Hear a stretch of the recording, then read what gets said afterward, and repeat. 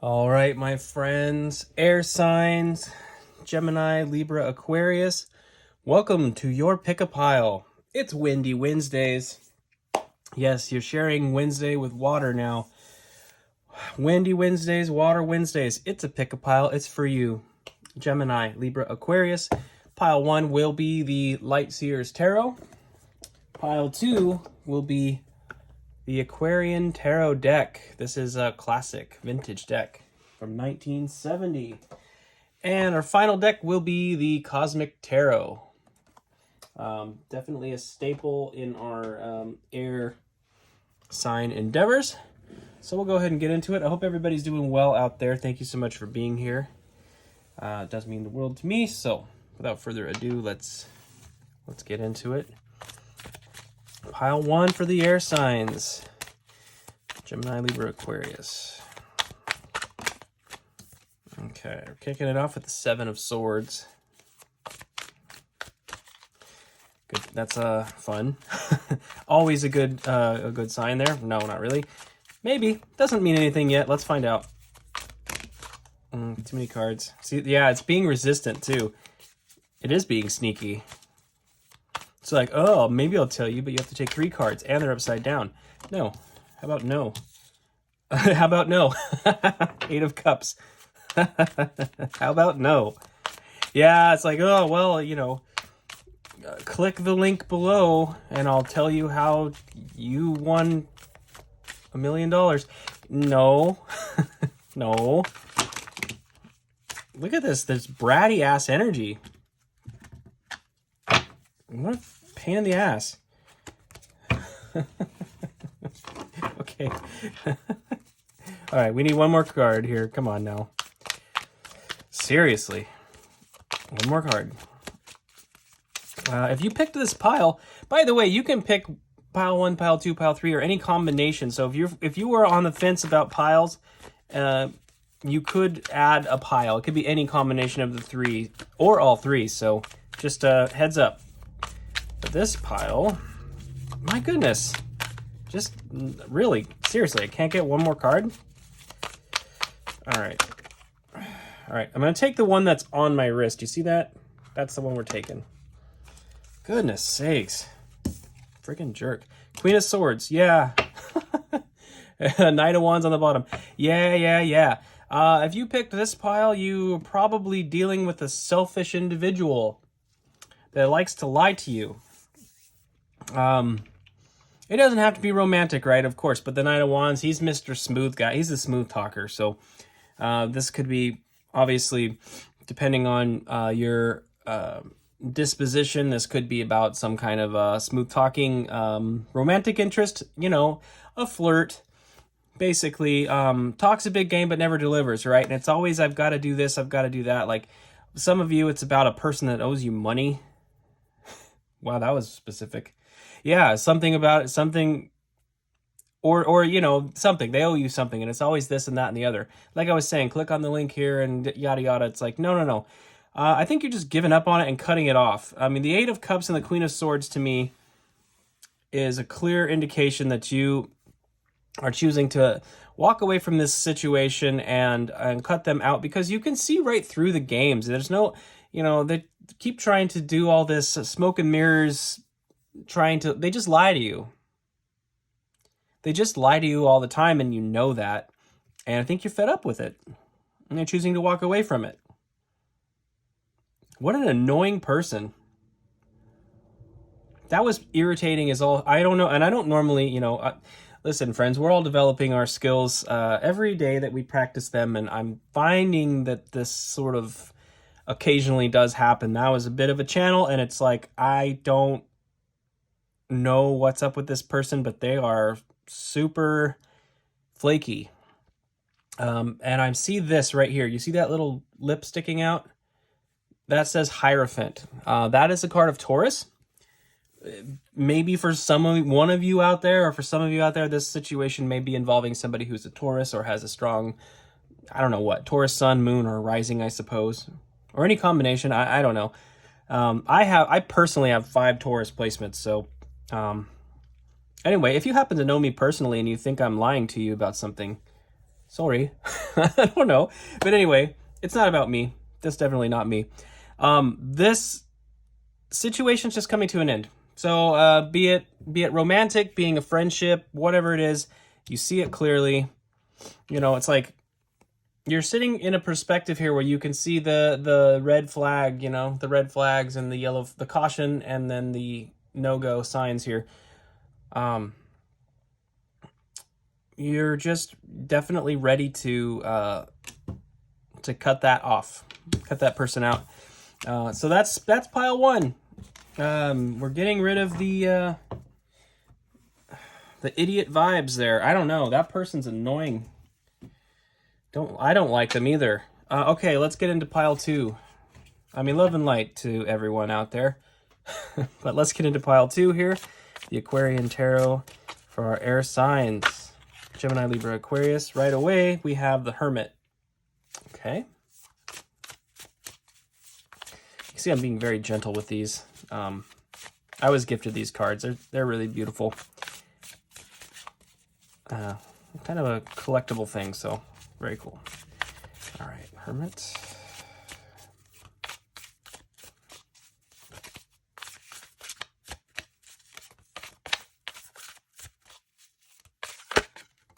The Tower. The Hermit, the Tower. Oh, one more.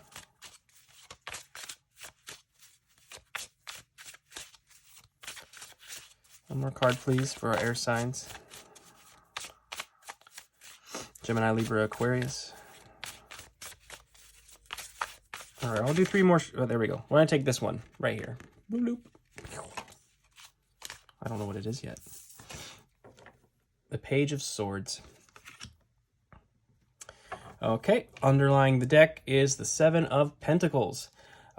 This is an energy of looking back at something, you know, wondering if it was all worth it, where we've come from and where we are now. It's a very much a card of introspection on our past.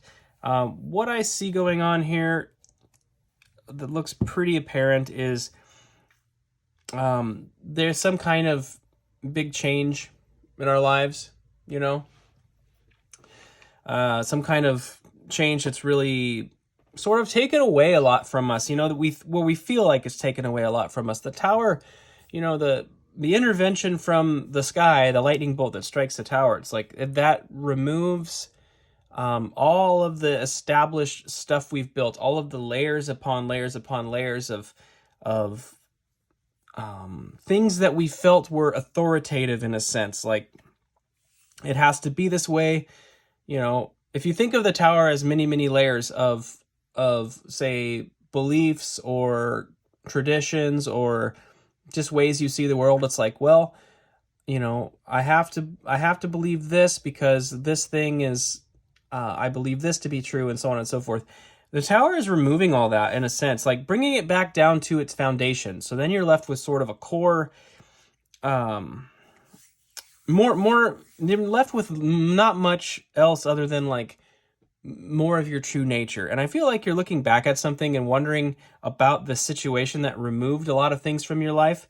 And the Hermit is a card of introspection. You know, when you've gone through those setbacks, I mean, how do you, you know, it's kind of being withdrawn, isolated, and learning and focusing on wisdom, you know, and gaining enlightenment, really. I mean, the Hermit card is a good thing. It's like, it's gaining enlightenment. He's got the star in his lantern there, you know, the star, which by the way is the card that comes right after the Tower. The next card in the major arcana is the star, and it is about really remembering more of who you really are and remembering your true north, you know, finding your true north star again, which is basically just all of these layers of things I thought I needed, I didn't need, I found out through this rapid change, this catastrophe, right? And now I'm left with a clearer view of who I am, and it's something that's very spiritually healing. The Page of Swords is a card that speaks of boundaries. So I feel like this could have had something to do with some form of relationship. It could have been anything really, though. Even at work, we all know if you've been employed by a corporation, they love to push boundaries. They love to push boundaries, to constantly ask more and more of you without giving you anything in return, right? So we understand this. whether it's a personal relationship or a professional one, there's been I feel like you, after going through this circumstance and getting some wisdom, you've established yourself with a clear set of boundaries that you're not allowing people to cross.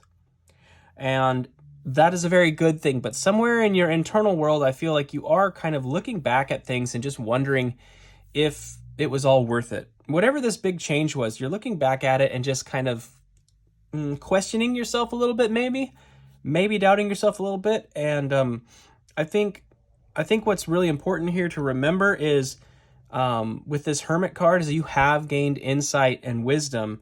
And so, no, I feel the answer is no, you really don't need to be doubting yourself. I feel like your boundaries are proper. I feel they're appropriate. I do also notice this, these two together, the way they're sitting, it's like, I almost feel like one thing you might want to be mindful of is, are you trying to look into your past and gain wisdom, but you're blocking yourself? For some of you, there could be some of you that you're almost guarding your mind a little bit. This is a different message entirely, but I'm getting another message. It's like you want to look back at your past and try to gain some wisdom. And I almost feel like there's some of you that are being blocked. You're almost blocking yourself internally. Like you don't want to go there because you're afraid that something might unravel.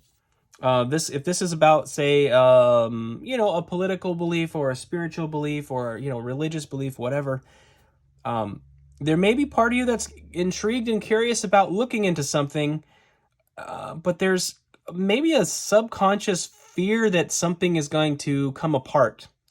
Like you might knock over the established tower that's in your mind of the way that you see the world, your beliefs. You gain perspective by going up in the tower, then you can see farther out, right? So our worldview is based on many, many presuppositions that builds the tower up, and sometimes they need to be knocked down.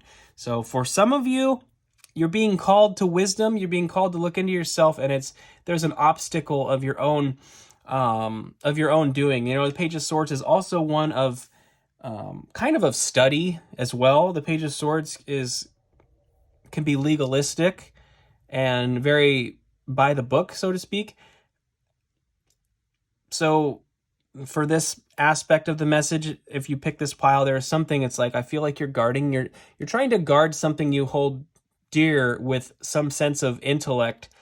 But on the other side of your intellect is where the wisdom is. So sometimes we need to be able to really challenge ourselves to look at our beliefs. I have a tendency to do so semi-regularly because of the fact that I know enough to know that I don't know, if that makes any sense.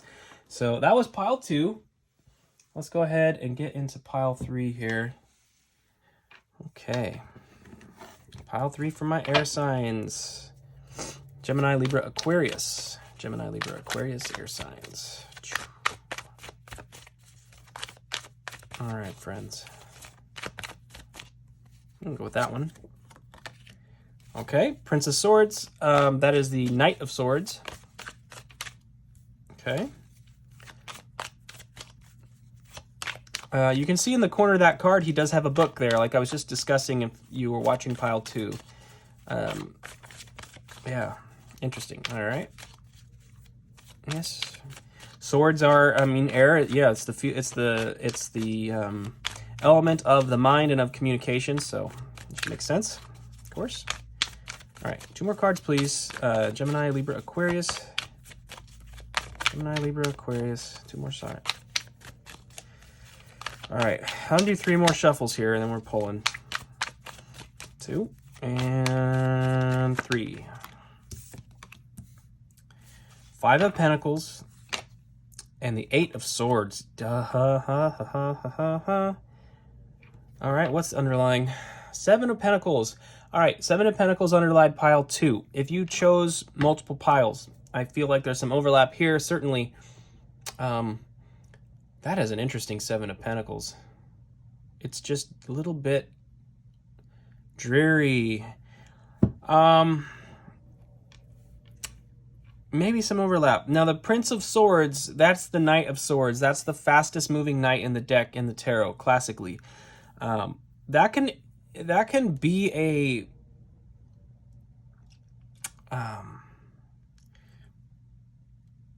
that can be a situation where you were either, somebody had maybe brought some communication to you, or you've communicated something to somebody else that was kind of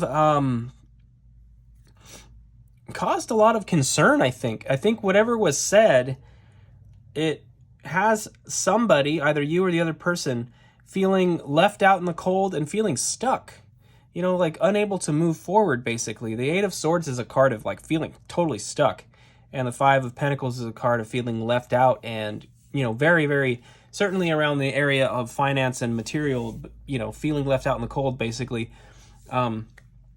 Classically speaking, in the Five of Pentacles, all they really have to do is walk into the church, so to speak, and they can receive, they can receive charity from the church. Classically, being left out in the cold, so there is an element of potentially of pride there if you're like refusing, you're refusing to go in, right?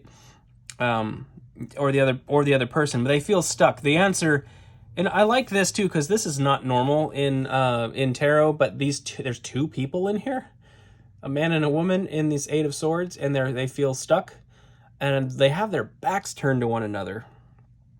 This whole spread right here looks like an argument. It's like an argument between two people, and they're just refusing. There's pride between you and the other person. That there's communication is being refused. You're refusing to communicate. And you'll notice they're standing in a puddle of water there, the water representing the emotions. I think that there's a lot of emotional tension, but the thing about water is it refreshes, it heals, it's necessary for life. And I feel like it's like it feels like that. It basically feels like there was some kind of quick change of exchange of words. This feels like an argument left out in the cold, and I feel like both of you in this situation are just you're thinking about it. It's like you're contemplating it. You're both thinking back on the situation and wondering what could have been done different or better. Yet there's an unwillingness to remedy, In the classic Eight of Swords, there's a woman surrounded by swords, and she's bound around, her arms are bound, and she also has a blindfold on.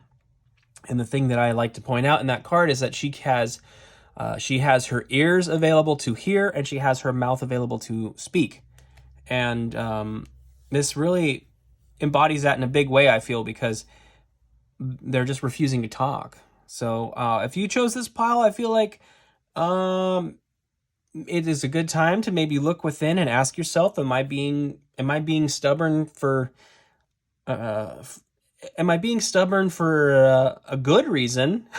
Am I just being stubborn, or am I really, really in the right in this and I need to wait for them, right? It's like, I think it's really important, regardless of who's in the right and who's in the wrong, to if you care about a person, it's important to work towards remedying that situation. You don't have to ignore problems. You don't have to ignore bad behavior or repeating patterns. You can acknowledge all of those things and confront them, but to do so with diplomacy is absolutely critical. If you want to be the person that's right about everything, and you want everything to be just and fair and equitable, and you're not going to, you don't want to let go of any wrongdoing that's ever happened, it's like you're going to wind up by yourself at the end of the day. So that's a little stern and harsh, I know. Sorry, but it's true. The people who are that fixated on justice can be really isolated over time, because there's a lack of grace, I suppose, in those situations. So that's pile 3. That's what I have for you. Thank you so much for being here, guys. I greatly appreciate it. If this reading resonated with you in any way, please hit the like button, and I'll see you next time. Thanks so much.